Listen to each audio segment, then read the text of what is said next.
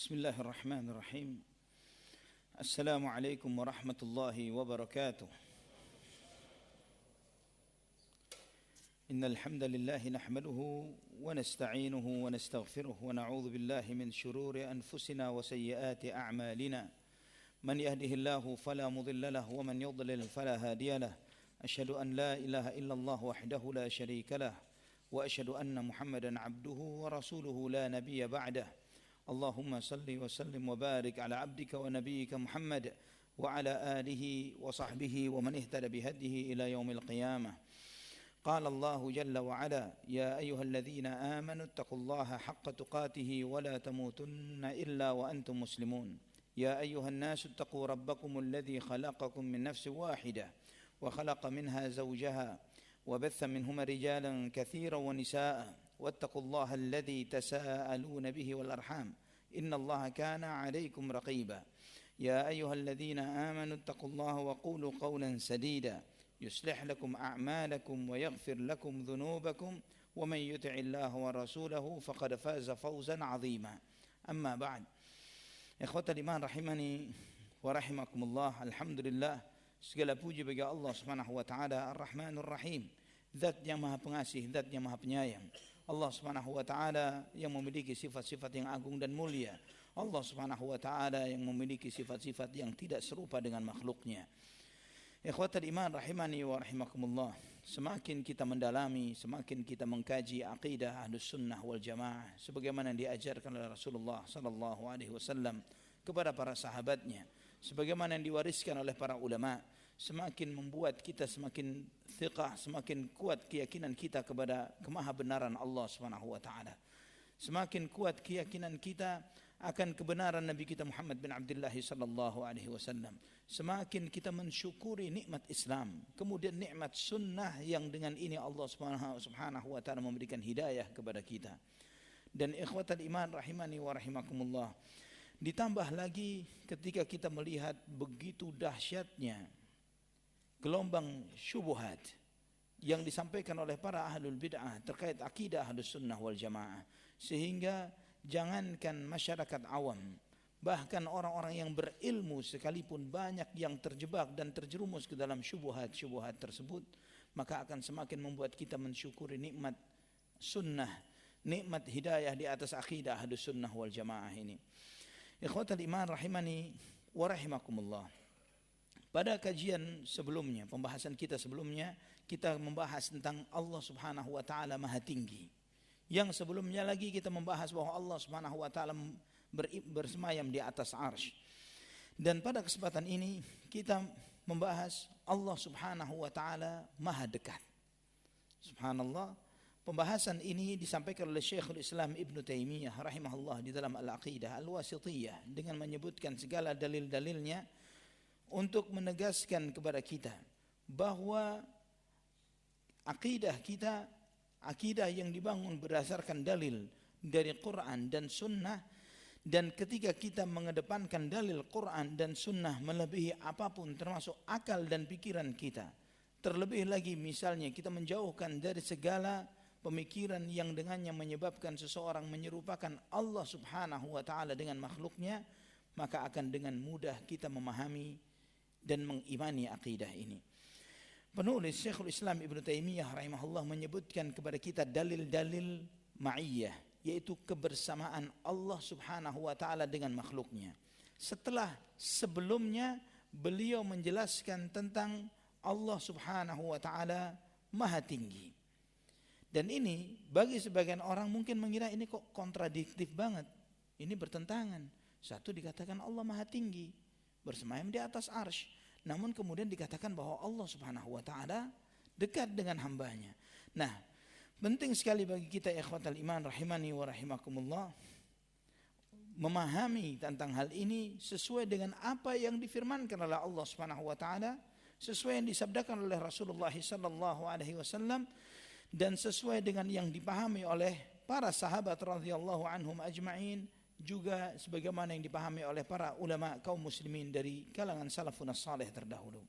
Ikhwatal iman rahimani wa rahimakumullah, sebelum kita membahas ayat-ayat yang disampaikan oleh penulis, kita perlu mengetahui beberapa pembahasan terkait tentang ma'iyatullah atau kebersamaan Allah Subhanahu wa taala dengan makhluknya. Bahwa pembahasan yang pertama, macam-macam ma'iyah. Jadi ma'iyah itu artinya dari kata ma'a. Artinya ma'a itu bersama, ya, bersama dengan. Dan ma'iyah ini kebersamaan Allah dengan hambanya ini ada dua macam.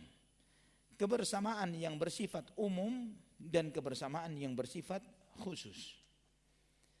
Umum dan khusus. Yang khusus sendiri, ada yang khusus yang dikaitkan dengan personal tertentu, ada yang dikaitkan dengan sifat tertentu. Ada person tertentu, ada sifat tertentu.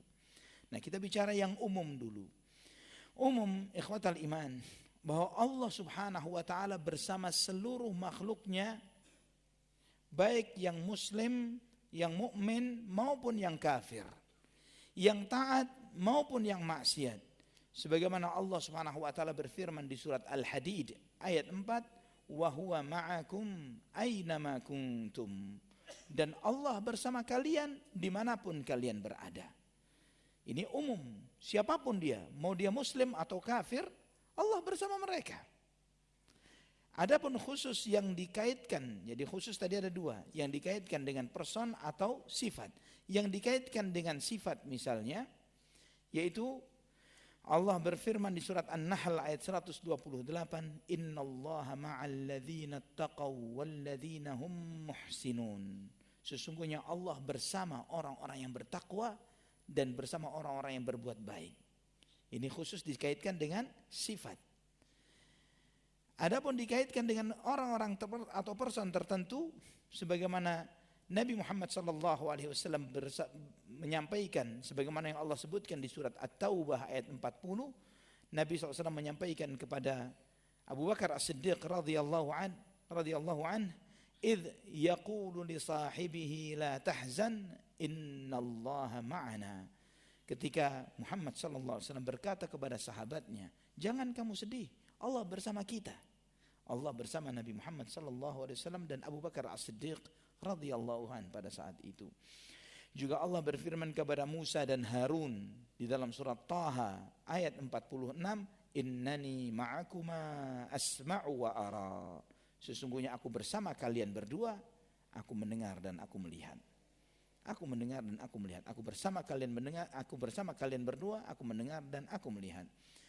Ini lebih khusus dari sekedar kebersamaan terkait dengan sifat tertentu. Karena kebersamaan Allah dengan makhluknya ini bertingkat-tingkat. Ada yang bersifat umum, ada yang khusus terkait dengan sifat tertentu, ada yang khusus hanya adalah khusus kepada person tertentu. Dan yang paling khusus pasti kepada person tertentu. Sebagaimana Allah bersama Nabi Muhammad sallallahu alaihi wasallam, Allah bersama Nabi Musa dan Harun alaihi wassalam. Dan kemudian Allah bersama dengan hamba-hamba yang bertakwa, ini level yang berikutnya, yang di bawahnya. Dan yang paling bawah levelnya adalah Allah bersama siapapun, yang muslim maupun yang kafir. Ini bersifat umum. Adapun kebersamaan Allah yang bersifat umum, ikhwatal iman, ini terkait dengan bahwa Allah meliputi mereka dengan ilmu, kekuasaan, melihat, mendengar, menguasai, dan segala sesuatu yang merupakan makna dari rububiyah. Allah yang menciptakan, Allah yang menguasai, Allah yang melihat dan mendengar. Semua makna rububiyah meliputi seluruh makhluk. Tidak terlepas dari siapapun itu, mau dia muslim maupun kafir. Dan jika bersifat khusus, maka ini dikaitkan dengan pertolongan Allah Subhanahu wa ta'ala. Pertolongan Allah kepada hamba-hambanya. Ini pembahasan pertama, jenis-jenis ma'iyah. Pembahasan kedua, apakah kebersamaan Allah dengan makhluknya itu artinya adalah sesuatu yang bersifat hakiki atau kinayah? Maksudnya kinayah dari bahwa Allah mengetahui, Allah mendengar, Allah melihat, Allah menguasai, atau yang lainnya, ya, dari makna-makna rububiyah. Bermakna hakiki Allah bersamanya, atau bermakna kinayah terkait tentang ilmunya Allah, pendengaran, penglihatan, kekuasaan, dan yang lain sebagainya dari makna-makna rububiyah. Mayoritas ungkapan para ulama salaf tentang hal ini, ikhwatal iman, mereka mengatakan bahwa apa yang mereka sampaikan merupakan lawazim atau konsekuensi dari kebersamaan Allah kepada makhluknya, yaitu bahwa Allah subhanahu wa ta'ala melihat, mendengar, menguasai dan yang serupanya. Maka sebagian mereka mengatakan bahwa huwa ma'akum, Allah bersama kalian, bahwa Allah mengetahui apa yang kalian lakukan, Allah mendengar apa yang kalian lakukan, Allah melihat apa yang kalian lakukan, Allah menguasai kalian, Allah yang menghakimi kalian dan seterusnya.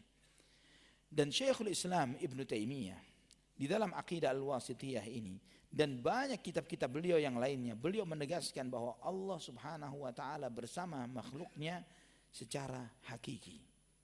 Secara hakiki, bukan cuma sekedar kinayah. Bahwa kebersamaan Allah bersama kita, dekatnya Allah dengan kita adalah sesuatu yang hak, sesuai dengan hakikatnya. Namun kebersamaan Allah dengan makhluknya bukan seperti kebersamaan ana dengan antum sekarang. Tidak serupa dengan makhluknya. Ya.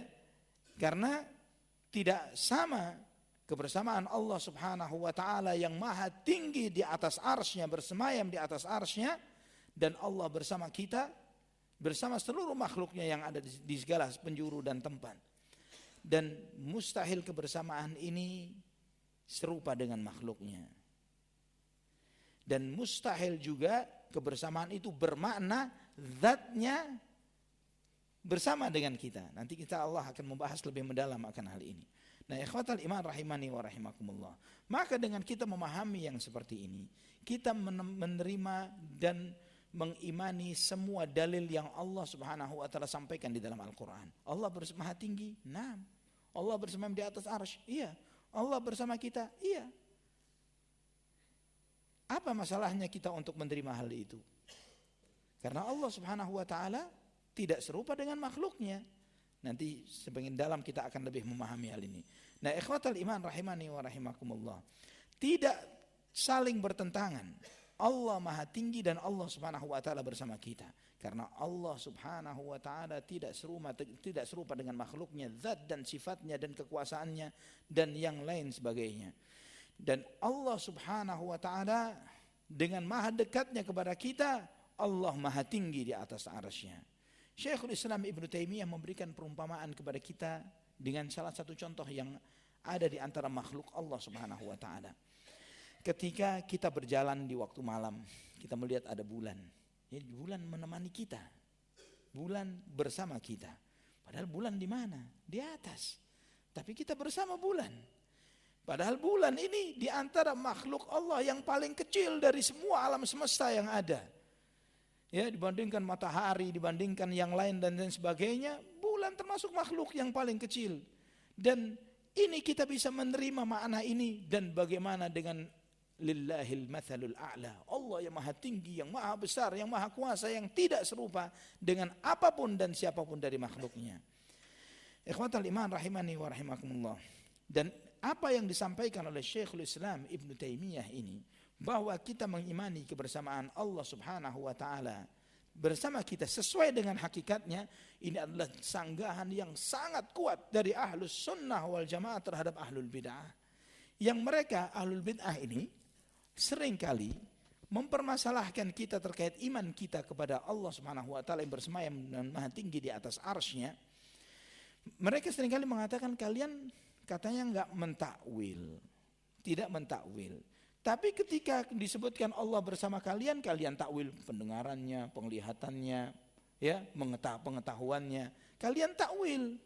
Ini kalian mentakwil, katanya enggak terima takwil. Nah, kalian mengatakan Allah bersama kita dengan ilmunya, dengan penglihatannya, dengan pendengarannya, dengan kekuasaannya dan yang lain sebagainya. Maka kita katakan Allah subhanahu wa ta'ala bersama kita sesuai dengan hakikatnya. Benar Allah bersama kita. Namun bukan dengan pemahaman seperti yang dipahami oleh kaum Jahmiyah dan yang semisalnya, yang artinya Allah itu di mana-mana, tidak bertempat, ya, atau bertempat dengan siapapun dari makhluknya. Lah, bukan seperti yang dipahami oleh orang Jahmiyah dan semua mengikuti mereka. kita mengikuti sebagaimana apa yang dipahami oleh para ulama salaf akan hal ini. Nah, ikhwatal iman rahimani wa rahimakumullah. Kemudian pembahasan yang berikutnya. Jadi pembahasan yang pertama, jenis-jenis kebersamaan Allah dengan makhluknya. Pembahasan yang kedua, apakah kebersamaan Allah dengan makhluknya itu hakiki atau kinayah, atau maksudnya adalah ilmu dan yang semisalnya. Hakiki atau kinayah? Hakiki, sebenarnya. Tapi tidak seperti yang dipahami oleh kaum Jahmiyah. Ya, artinya ketika kita menyampaikan seperti ini, mereka sudah mati kutu dengan ketika mengatakan bahwa antum mentakwil. Lah, kita imani kok. Dan tidak saling bertentangan ketika ana mengimani Allah bersemayam di atas arsy dan Allah bersama ana. Karena pemahaman ana tentang hal ini, keyakinan ana dengan hal ini tidak seperti keyakinan kaum Jahmiyah yang Allah bersama dengan makhluknya dan yang lain sebagainya. Kemudian pembahasan yang ketiga, apakah kebersamaan Allah bersama makhluknya ini adalah sifat dzatiyah atau sifat fi'liyah? Maksudnya apa sifat dzatiyah atau sifat fi'liyah? Kalau sifat dzatiyah itu adalah sesuatu yang memang ada pada zat Allah Subhanahu wa taala, yaitu seperti Allah Maha mendengar, Allah Maha melihat.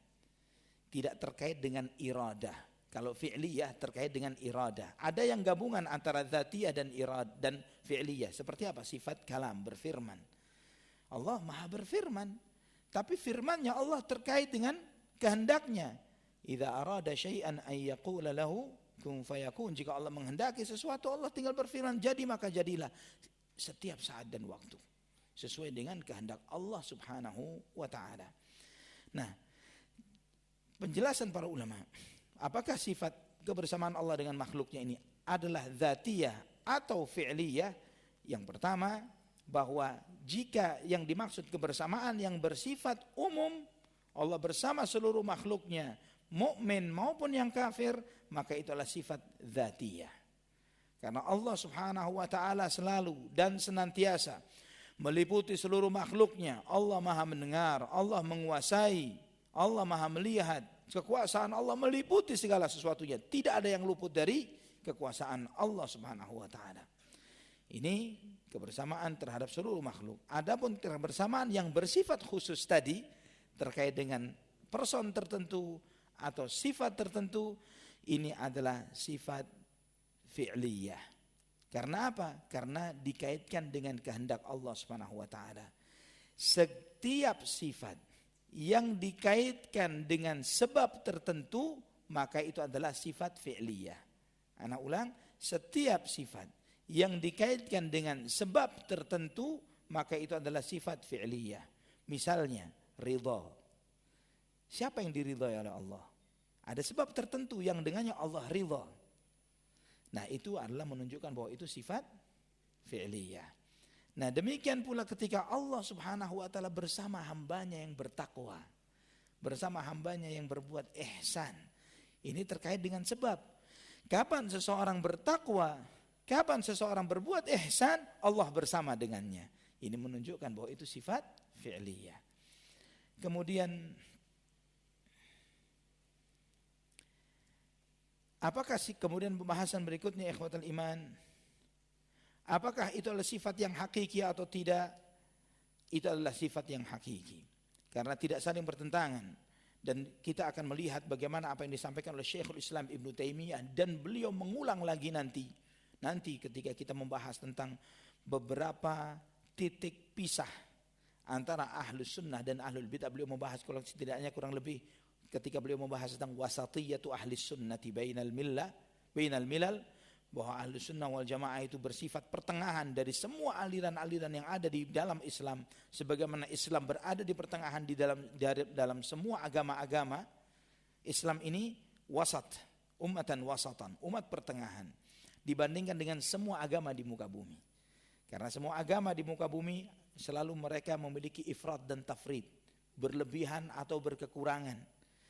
Ya, misalnya contoh saja terkait tentang Nabiullah Isa alaihissalam. Yahud sampai hari ini mengatakan Nabi Isa anak zina dan menghinakan Nabi Isa alaihissalam, tidak mengakui Nabi Isa.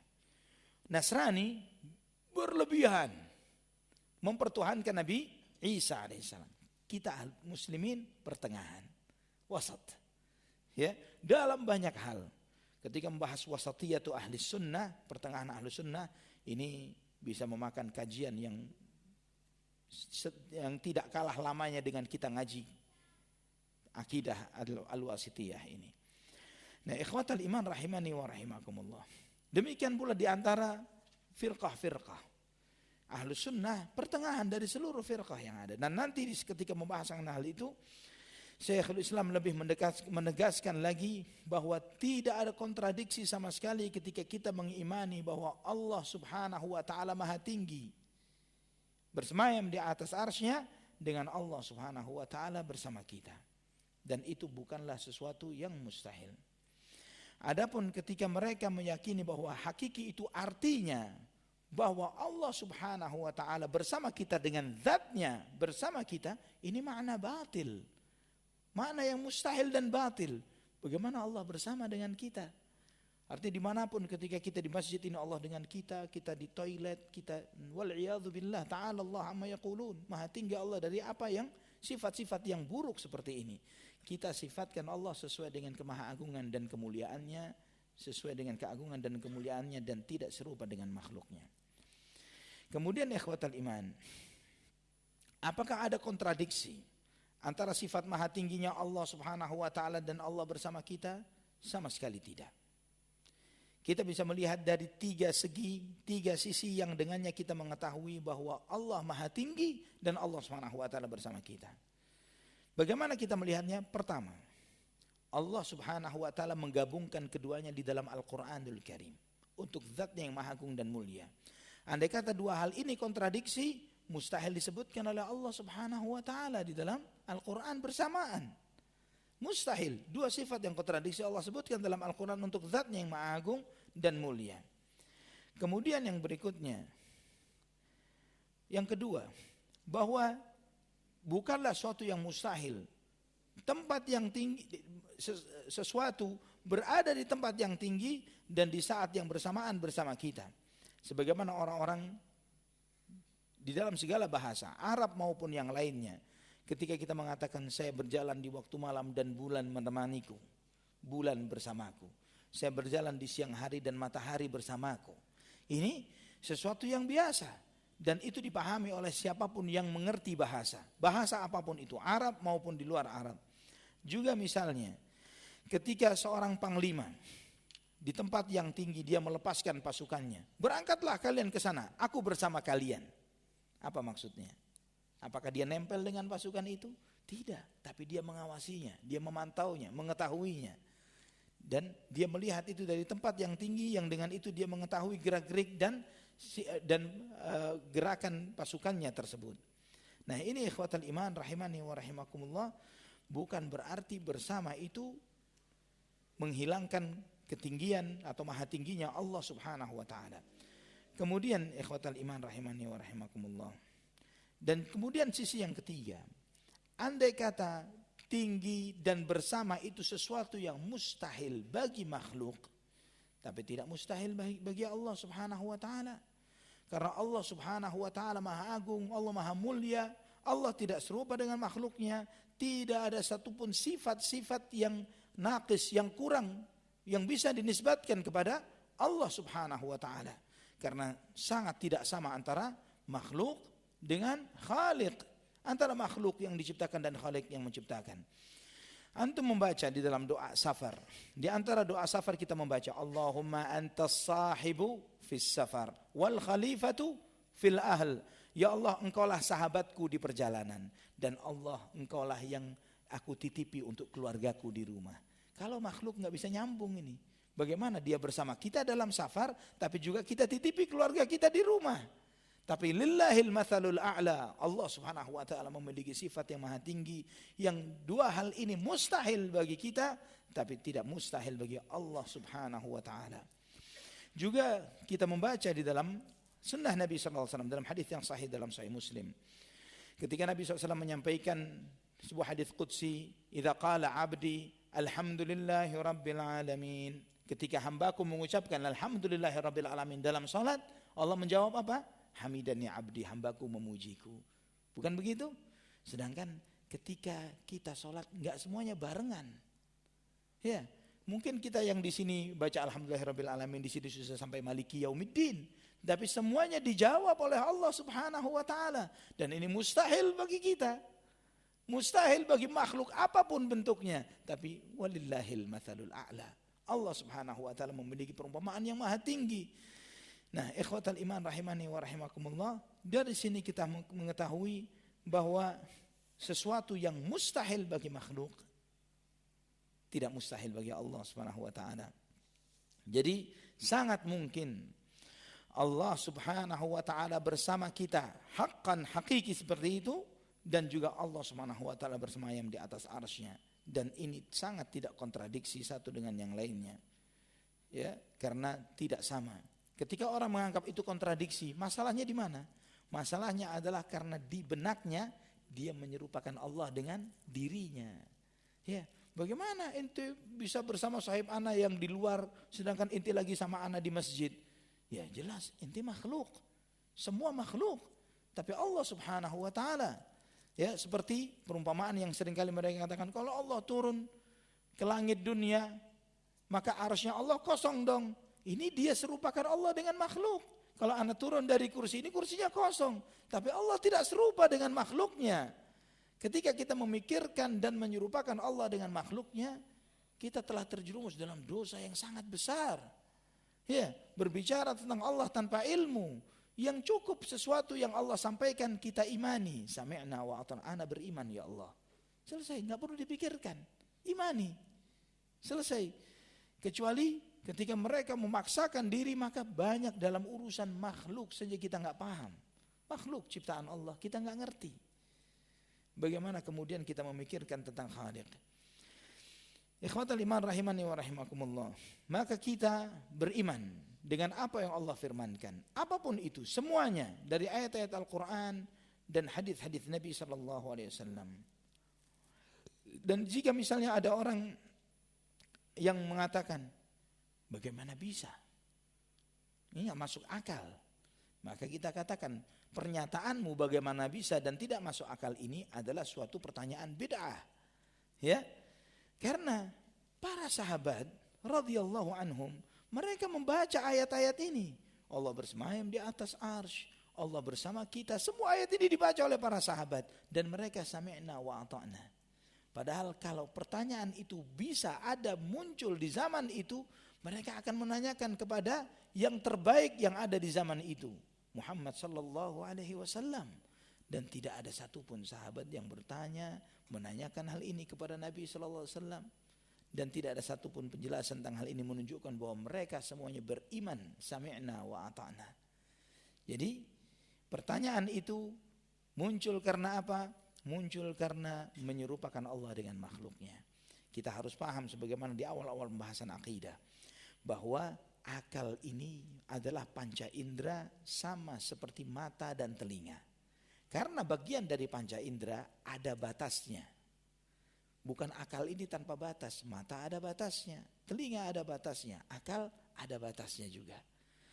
Dan ketika sampai pada batasan yang akal tidak sampai ke sana, dan Allah menyampaikannya dalam Quran dan Sunnah, terima. Ya, sampai hari ini siapa yang bisa membuktikan dengan akal iman kepada malaikat? Bagaimana? Mengimani dengan akal bahwa malaikat itu ada. Kalau nggak ada ayat, nggak ada hadis tentang malaikat. Kalau tentang jin mungkin ada orang kesurupan gitu ya. Tapi kan enggak ada orang kesurupan malaikat. Gitu kan ya. Bagaimana mengimaninya? Ya ada. Sami'na wa ata'na, kita beriman. Kita beriman bahwa malaikat ada yang ditugaskan untuk rahim, malaikat menjaga gunung, malaikat menurunkan hujan, malaikat mencatat kita, dan malaikat hafadzah yang menjaga kita. Malaikat pencabut nyawa, malaikat yang menunggu ketika seorang sakaratul maut, malaikat yang subhanallah penjaga neraka dan yang lain sebagainya. Hanya dengan modal iman kita mengimani akal itu semuanya. Nggak sampai akal kita. Dan seringkali Anda memberikan perumpamaan tentang ruh. Ruh yang ada di jasad kita, hanya dengan modal iman kita percaya itu.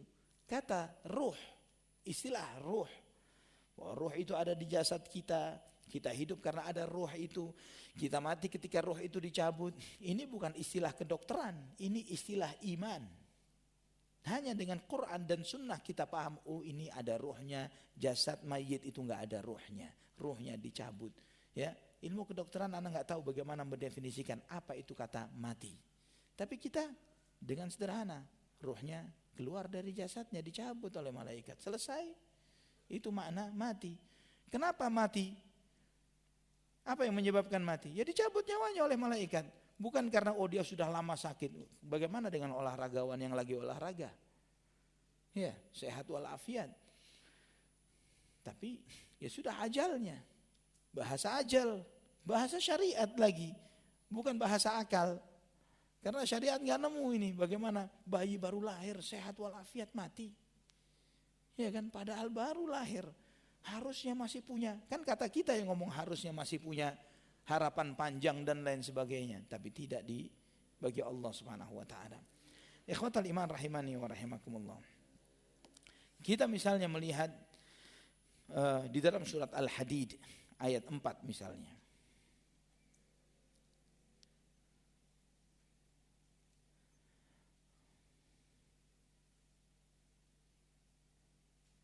Allah Subhanahu wa taala menyampaikan di dalam surat Al-Hadid ayat 4 itu, huwallazi khalaqas samawati wal arda fi sittati ayyamin thumma istawa 'alal 'arsy.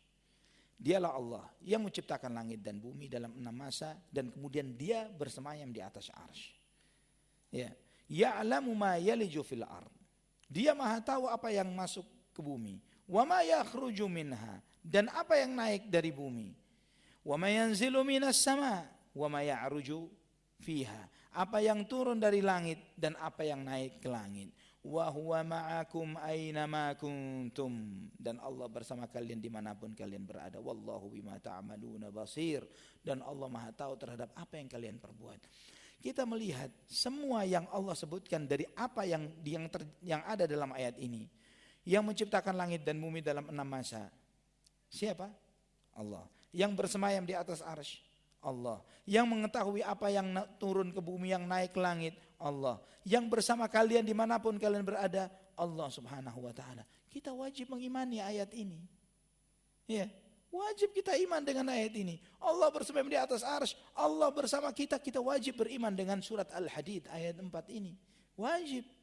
Dan kita wajib beriman dengan haqqul yakin. Kita beriman Allah bersemayam di atas arsy dan Allah bersama kita. Tidak ada pertentangan. Allah bersama kita. Ikhwatal iman rahimani wa rahimakumullah. Dan jika kita yakin akan hal itu, subhanallah, itu melahirkan ketakwaan, melahirkan sifat muraqabah. Allah bersama kita. Bagaimana kita lepas dari Allah Subhanahu wa taala? Sebagaimana ada pesan yang disampaikan ketika ada seorang fasik, orang yang berkali-kali ingin tobat tapi gagal tobat. Pengen hijrah tapi balik lagi ke dosa, pengen hijrah balik lagi ke dosa. Kemudian dia datang kepada Ibrahim bin Adham rahimahullah. Dan kemudian bertanya, ya Ibrahim, ajarkan, tolong sampaikan kepada saya satu nasihat. Yang dengan nasihat itu membuat saya ini mudah meninggalkan dosa dan maksiat. Kenapa? Karena seringkali saya lupa dan kemudian balik lagi dosa. Maka kata Ibrahim bin Adham, gampang. Kalau kamu mau taubat dari dosamu mudah. Coba kamu jawab pertanyaan saya ini. Jika kamu jawab, silahkan lakukan dosa semau-maumu.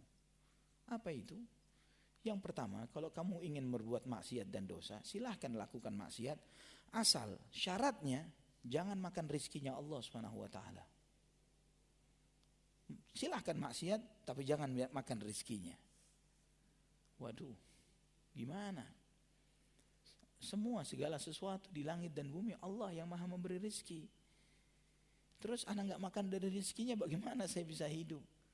Kata Ibrahim bin Adham rahimahullah, apa kamu gak malu? Rizkinya kamu makan, kamu maksiat kepada dia. Apa gak malu? Kamu makan rizkinya Allah Subhanahu wa ta'ala dan kamu makan dan kamu berbuat maksiat. Allah ngasih nikmat, kamu kirimkan maksiat. Terus apa yang kedua? Kalau kamu tahu bahwa kamu makan dari rizkinya Allah, tapi kamu masih pengen maksiat, tolong deh, lakukanlah di tempat yang bukan diciptakan oleh Allah Subhanahu wa taala. Lakukan di tempat yang bukan diciptakan oleh Allah Subhanahu wa taala. Di mana? Mau ke bulan? Ya. Metaverse siapa yang ciptakan? Ada yang tahu metaverse? Ciptaan Allah juga. Ya. Mau pindah kemanapun semua ciptaan Allah Subhanahu wa taala. Tidak lepas dari ciptaan Allah. Mau lari kemanapun kita, mau ke dunia maya, ciptaan Allah Subhanahu wa taala. Terus kata Syekh Ibrahim bin Adham rahimahullah, kamu makan dari rizkinya, tinggal di tempat yang diciptakannya, dan kamu masih maksiat. Masih maksiat. Kemudian apa yang ketiga? Begini saja, kata Ibrahim, kalau kamu masih bersikuku pengen maksiat terus, padahal kamu sudah dikasih rizki oleh Allah, padahal kamu tinggal di tempat yang diciptakannya, setidaknya tolong deh kalau maksiat cari tempat yang Allah nggak lihat kamu. Ya, cari tempat yang Allah nggak lihat kamu. Apa kamu nggak malu sudah dikasih makan, dikasih tempat, masih maksiat dilihat lagi oleh Allah Subhanahu wa taala. Allah lihat, Allah mendengar. Subhanallah. Ini kalau masuk di dalam hati seseorang ikhwatal iman dan ada di dalam hatinya sifat ketakwaan, ini membuat dia berhati-hati terhadap dosa dan maksiat. Benar. Semua yang saya rasakan ini nikmat Allah. Bumi yang saya tinggali Allah yang menciptakannya. Bahkan rumah tinggal yang saya tinggali nikmat Allah Subhanahu wa taala. Dan Allah bersama kita, Allah melihat, Allah mendengar, dan kemudian kita masih maksiat dan Allah melihat dan semua rezekinya kita makan, tempat kita tinggali dan kita berbuat maksiat, Allah lihat dan Allah dengar. Betapa tidak tahu malunya. Betapa tidak tahu malunya. Kemudian apa yang keempat? Yang keempat, kalau kamu masih berbuat maksiat, padahal tadi sudah disampaikan kamu makan rezekinya Allah, kamu tinggal di tempat yang Allah ciptakan, kamu selalu dilihat oleh Allah Subhanahu wa taala. Nanti kalau kamu berbuat maksiat dan kamu dijemput oleh malakul maut dan kamu belum taubat, bilang ke malakul maut, jangan sekarang, nanti aja baliknya, nanti saja. Kalau saya sudah taubat benar baru kamu boleh balik. Bakal terima. Mau bintang 7 nggak bakal diterima. Nggak ada nilainya. Mau lagi maksiat, kalau sudah waktunya diambil oleh Allah Subhanahu wa taala, tidak akan dilihat. Nggak ada istilah malakul maut kasihan, nggak ada. Bayi aja dicabut nyawanya. Malakul maut nggak ada kasihan. Perintah Allah jalankan. Kasihan ya Allah dia belum taubat, nggak ada. Lakukan. Dan yang kelima, kalau kamu lagi diseret oleh zabaniyah, malaikat azab, dibawa ke neraka, lawan. Jangan ikutin. Bagaimana melawan zabaniyah? Malaikat azab. Allahul musta'an. Nah, ikhwatal iman rahimani wa rahimakumullah. Maka Nabi sallallahu alaihi wasallam mengajarkan kepada kita di antara wasiatnya, ittaqillah haitsuma kunt. Bertakwalah kamu kepada Allah Subhanahu wa taala dimanapun kamu berada. Dan ini adalah buah dari iman. Buah dari iman kepada Allah Subhanahu wa taala dengan iman yang benar. Ketika seseorang diberikan anugerah iman yang benar ini, pemahaman ini ikhwatal iman, ini adalah kita ngaji tauhid yang dampaknya adalah berdampak kepada ketakwaan seseorang. Sehingga jangankan maksiat zahir, maksiat yang kelihatan. Maksiat di hati saja Allah tahu. Lillahi ma fis samawati wa ma fil ard wa in tubdu ma fi anfusikum aw tukhfuhu yuhasibukum bihillah. Milik Allah Subhanahu wa taala yang ada di langit dan di bumi. Jika kamu tampakkan apa yang ada di dalam dadamu atau kamu sembunyikan, Allah akan menyingkapnya, Allah akan menghisapnya. Ketika Allah mengatakan ma fis sudur, dan nanti semua apa yang di dalam dada dibongkar oleh Allah Subhanahu wa taala. Yauma tubalas sarair, semua rahasia tersingkap pada hari itu. Tidak ada yang tersembunyi dari Allah Subhanahu wa taala. Kita akan hati-hati ketika kita berburuk sangka kepada seseorang. Ketika kita merasa diri kita lebih besar, lebih baik, lebih mulia, lebih alim, lebih soleh, lebih apapun. Ujub ini maksiat dan dosa. Ketika kita tidak ikhlas mengharapkan ini dan itu. Orang yang merasa Allah subhanahu wa ta'ala bersama kita, semua manusia kecil, Allah yang maha besar. Kenapa harus bersolat karena orang, sedekah karena orang, belajar menuntut ilmu karena orang? Lah, ini tidak ada nilainya semuanya. Allah yang maha besar. Itu akan menghilangkan segala hatta penyakit hati seseorang. Hatta penyakit yang ada di dalam dadanya ketika dia paham dengan hakul yakin, dengan pemahaman yang benar bahwa Allah bersamanya, Allah melihatnya, Allah mendengarnya, dia akan sangat hati-hati hatta dalam urusan hati dan perasaannya. Pikiran-pikiran negatif, niat-niat maksiat. Allah maha tahu apa yang mau dia rencanakan dari dosa maksiat. Apakah maksiat antara dia dengan Allah, atau rencana dia untuk berbuat zalim terhadap seseorang, atau yang lainnya. Allah maha tahu, Allah maha melihat, Allah maha mendengar, dan semua itu akan disingkap dan dibuka oleh Allah subhanahu wa ta'ala. Ikhwatal iman rahimani wa rahimakumullah. Adapun mereka-mereka yang di luar ahlus sunnah wal jamaah, orang-orang yang meyakini bahwa Allah menyatu dengan makhluknya, ahlul hulul, ya, wahdatul wujud, menyatunya makhluk dengan Khaliq. Mereka ini meyakini bahwa Allah bersama kita di tempat di mana kita berada. Kita di masjid, Allah sama kita di masjid. Ya, kita di pasar, Allah bersama kita di pasar. Kita di toilet juga demikian. Mereka tidak memuliakan Allah dengan semestinya.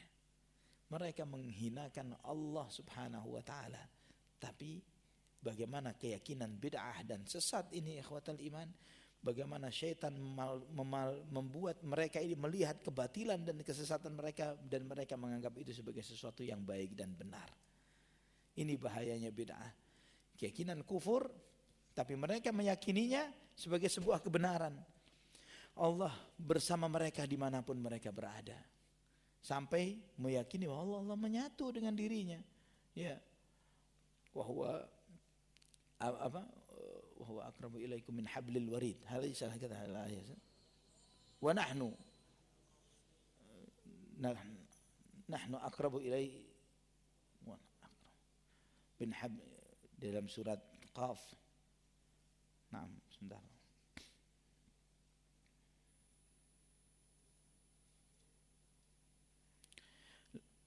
Wa nahnu aqrabu ilaihi min hablil warid. Wa nahnu aqrabu ilaihi min hablil warid. Dan kami lebih dekat kepadanya daripada urat lehernya. Kalau lebih dekat dari urat leher, di dalam sini dong. Lebih dalam lagi dong. Ya kan? Dia memikirnya begitu. Sehingga dia anggap bahwa Allah subhanahu wa ta'ala menyatu dengan zat-zat yang ada di seluruh makhluknya ini. Ini keyakinan kufur. Lebih kafir daripada keyakinannya orang-orang Nasrani. Allahul musta'an. Silakan azan dahulu. Setelah itu anda lanjutkan. Ikhwatal iman rahimani wa rahimakumullah. Kemudian bagaimana menjawab syubhat mereka-mereka yang menyampaikan dalil-dalil bahwa Allah subhanahu wa ta'ala bersama kita di tempat kita. Ya, mereka mengatakan bahwa zahirnya ayat wa huwa ma'akum, Allah bersama kalian, itu artinya bersama kita. Artinya bersama itu ya campur di tempat yang sama. Nah, bagaimana kita menjawab syubhat ini? Maka kita menjawab, karena mereka mengatakan bukankah itu makna zahirnya, sebagaimana antum mengambil makna zahirnya ayat, artinya itu bercampur bersama kita. Bukankah itu makna zahirnya, dan itu yang harusnya diimani. Maka cara menjawabnya ini, yang pertama, bahwa itu bukan makna zahirnya. Itu yang pertama, bahwa itu bukan makna zahirnya. Kenapa? Karena jika itu makna zahirnya, maka jelaslah ayat itu kontradiksi.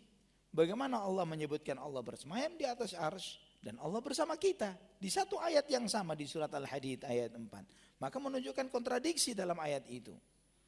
Artinya Allah bersama dengan seluruh makhluknya di semua tempat dengan zatnya. Ini sangat kontradiksi dalam firman Allah dan itu mustahil.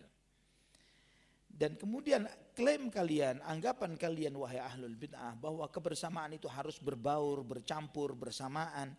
Ini tidak mesti, tidak selalu seperti itu.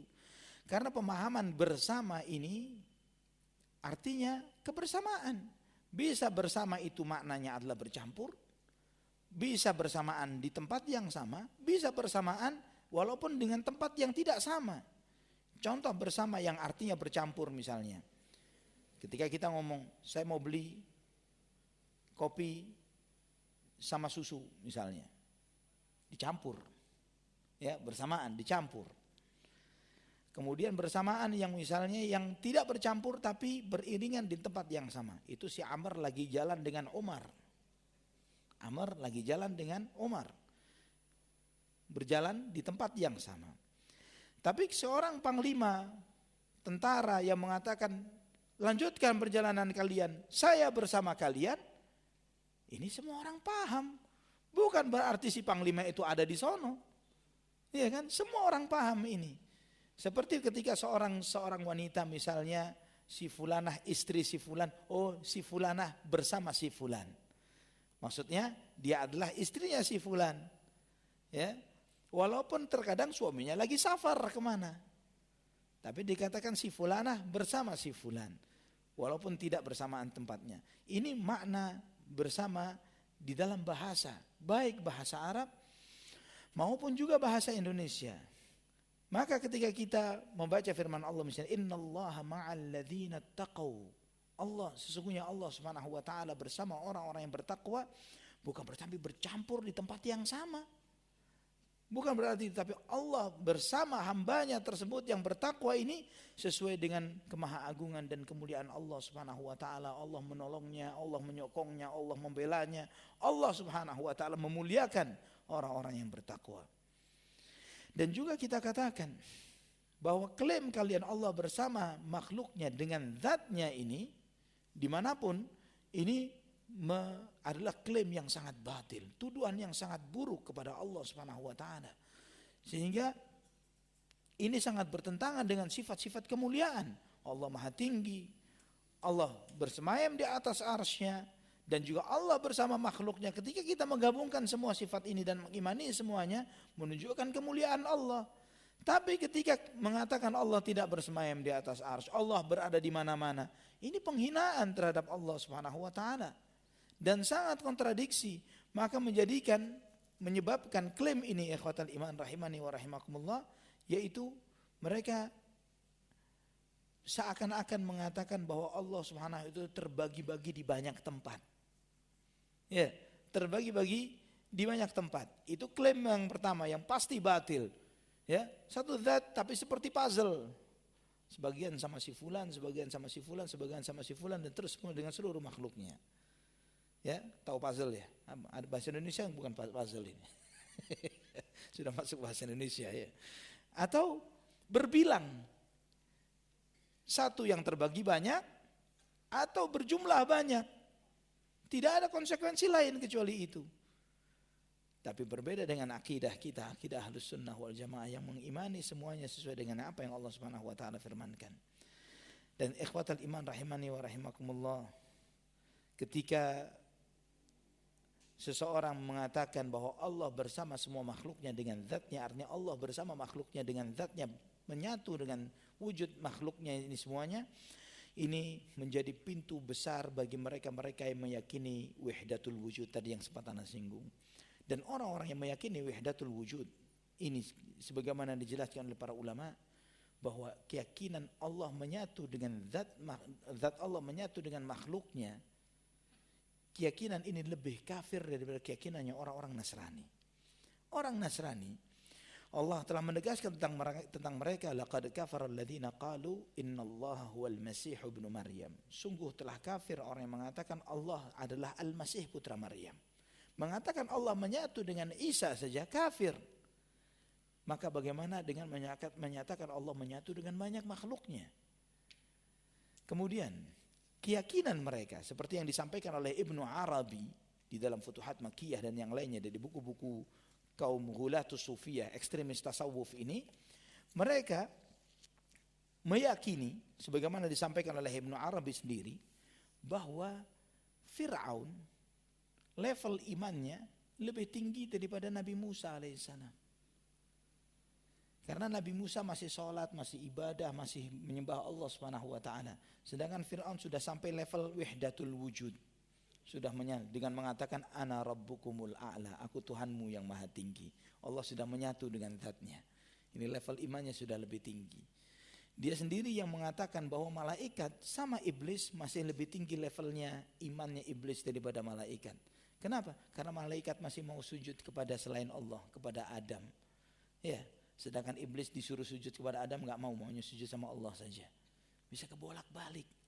Ya, bisa kacau balau. Dan sampai dia mengatakan Fir'aun beriman, ya, masuk surga. Dan ini, na'udzubillah, anak pernah debat hebat dengan yang nerjemahin bagian ini ke dalam bahasa Indonesia dan sempat terbit dalam bahasa Indonesia. Alhamdulillah penerjemahnya sudah mati dan bukunya punah. Alhamdulillah. Ya, anak pernah debat hebat sama penulis itu sampai Allah yarhamuh, Allah maafkan segala kekhilafan dan kesalahan beliau. Ini keyakinan kufur yang luar biasa. Tapi bagaimana syaitan itu mempengaruhi manusia ketika terkena syubhat. Bagaimana sesuatu yang gamblang, Fir'aun penjahat yang paling jahat yang Allah ceritakan dalam Quran, digambarkan imannya lebih tinggi daripada Nabi Musa alaihi salam. Allahul musta'an wala haula wala quwata illa billah. Ikhwatal iman rahimani wa rahimakumullah, pembahasan kita masih berlanjut. Kita masih belum sama sekali membahas ayat-ayat yang disampaikan oleh Syekhul Islam Ibnu Taimiyah rahimahullah tentang ma'iyatullah, kebersamaan Allah dengan makhluknya. Beberapa ayat yang beliau sebutkan, di antaranya surat Al-Hadid ayat 4, surat Al-Mujadalah ayat 7, surat At-Taubah ayat 40, dan beberapa ayat-ayat yang lainnya yang insya Allah kita akan bahas satu persatu dalam kajian-kajian kita yang akan datang. Semoga Allah Subhanahu wa taala memberikan hidayah dan taufik kepada kita untuk selalu di atas akidah Ahlussunnah wal Jamaah, akidah Rasulullah sallallahu alaihi wasallam dan para sahabatnya. Kita harus bersabar belajar akidah ini, ikhwatal iman, karena apa yang kita pelajari ini, akidah ini adalah bagaimana kita memiliki konsep pemahaman terhadap Quran dan Sunnah. Ya, dan ini pembahasan akidah. Ini bagian dari pembahasan tentang manhaj. Akidah ini kalau bagian dari manhaj. Manhaj ini bagian dari pembahasan akidah. Ya, karena banyak hal yang kita pahami ketika kita fokus bicara tentang tauhid misalnya, seperti kajian-kajian kita. Ini adalah akidah dan manhaj salaf, para ulama salaf yang setiap dakwah mereka tidak lepas dari dakwah tauhid, mengenalkan Allah. Karena bagaimana manusia ini bisa ibadah, muslim ini bisa benar ibadahnya kepada Allah kalau tidak kenal dengan yang disembahnya. Kalau salah paham terhadap Allah, ya, salah memahami ayat-ayat yang Allah sampaikan tentang zatnya, salah paham. Bagaimana dia bisa ibadah dengan benar? Maka kita harus kenal Allah dengan benar supaya ibadahnya benar, supaya memiliki kekuatan iman yang kokoh. Karena iman itu pondasi. Iman ini pondasi. Jika antum ingin membangun bangunan yang tinggi, pondasinya harus kuat. Ya, jangan sampai anak ingin membangun ibadah. Yang penting ibadah saya tambahin terus, tapi tidak memikirkan pondasinya. Maka jangan heran kalau misalnya ada orang yang biasa sholat, tapi kemudian karena kena syubhat murtad misalnya, karena pondasinya nggak kuat. Tauhidnya, imannya tidak benar. Kalau imannya benar, walaupun dia cuman ibadahnya cuman menjalankan yang wajib-wajib saja, tapi pondasinya lebih benar. Pondasinya kuat tentang tauhid dan iman ini jauh lebih baik dari mereka yang tidak memiliki pemahaman yang iman yang benar, walaupun tidak ada satu ibadah sunnah yang tidak dia lakukan. Semua ibadah sunnah dia lakukan, misalnya dalam kitab seperti Al-Adhkar An-Nawawi, Riyadhus Shalihin An-Nawawi, semuanya dia amalkan, semuanya. Tapi dia tidak memiliki tauhid dan iman yang benar, percuma, sia-sia, tidak ada manfaatnya. Tapi kalau dia menjalankan ibadah yang wajib-wajib saja, sedikit-sedikit kadang-kadang yang sunnah, tapi tauhidnya benar kepada Allah Subhanahu wa taala dengan tauhid yang sahih, aflahar rajul. Sebagaimana sabda Nabi SAW kepada beberapa sahabat yang mengatakan, ya Rasulullah, saya hanya menjalankan yang wajib yang kau sampaikan, saya tidak mau nambahin lagi yang lain. Nabi SAW bersabda, selamat dia, sukses dia. Wallahu ta'ala ada wa alam bisawab. Aqulu qawli hadha subhanakallahumma wa bihamdik asyhadu an la ilaha illa anta astaghfiruka wa atubu ilaik. Wassalamu alaikum warahmatullahi wabarakatuh.